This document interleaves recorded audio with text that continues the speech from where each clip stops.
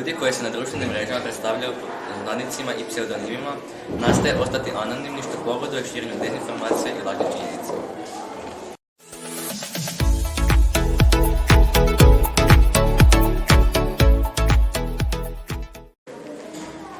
Sve više stranica na internetu se bore kako bi dobile što više klikova, što im naravno donosi zaradu.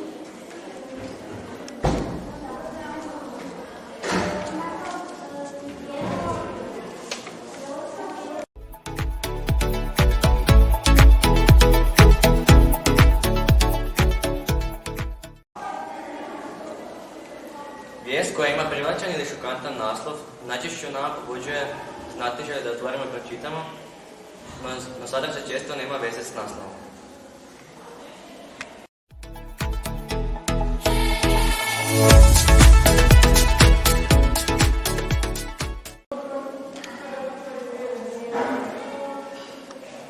Nije lijepo širiti dezinformacije jer javnost može lako povjerovati u njih i širiti ih dalje, što rezultira gomilanjem lažnih vijesti i obmanjivanjem javnosti.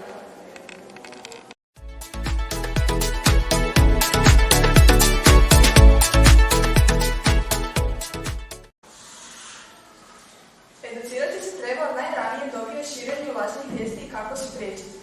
Osim škole, postoje razni portali za proučavanje medijske pismenosti.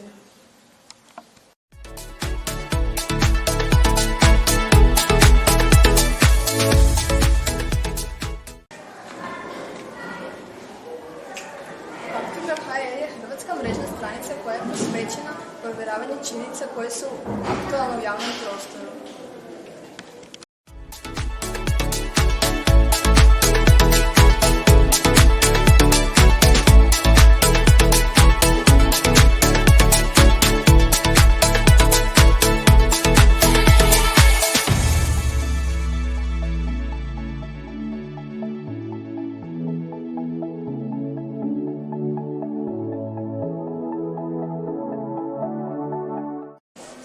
Hiperbolom, to je preuveličavanjem, koriste se ljudi kako bi privukli što veću pozornost na društvenim mrežama.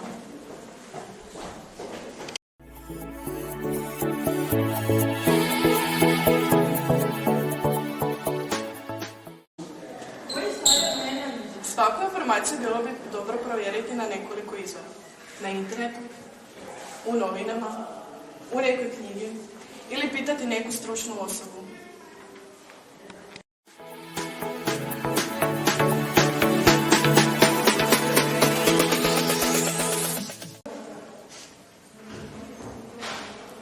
Mediji bi trebali jamčiti javnosti da su njihovi izvori, kontakti, tekstovi i izjave provjereni, a ne lažni. Ponekad je cijela javnost poput kolateralne žrtve u prenošenju dezinformacija po raznim portalima.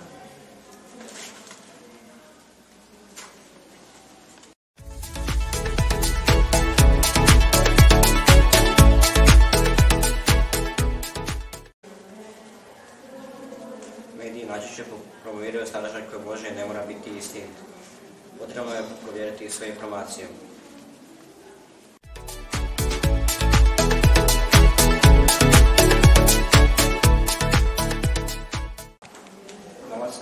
Novac najčešće koristi u svrhu promocije i podizanja popularnosti, a najviše su to lažne vijesti.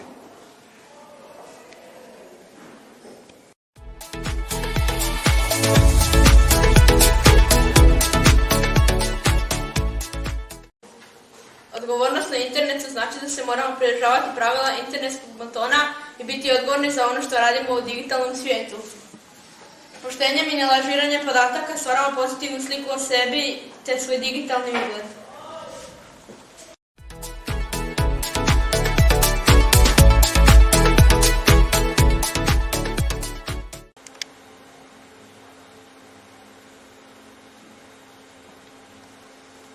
Kakav je ovo plakat? Ovo je plakat koji prikazuje ružne riječi koje ne smijemo koristiti na internetu jer potiču govoru mržnje, te govore o našem digitalnom ugledu.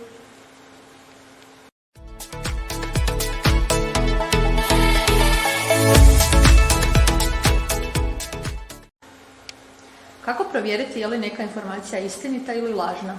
Tako da provjerimo što više izvora iste informacije ili da pitamo odrasle osobe.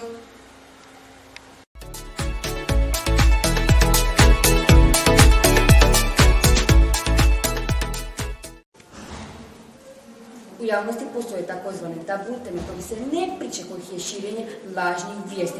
Povoljnije tabu teme ne bi trebala postojati, trebalo bi se govornije pričati.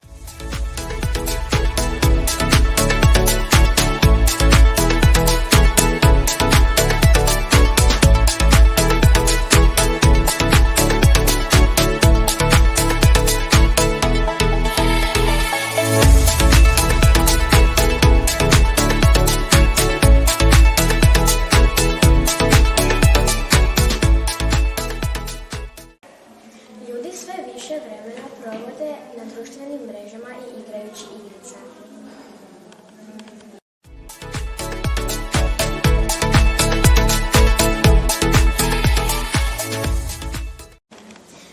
Sve više ljudi zloupotrebljava svoje internetske prijatelje.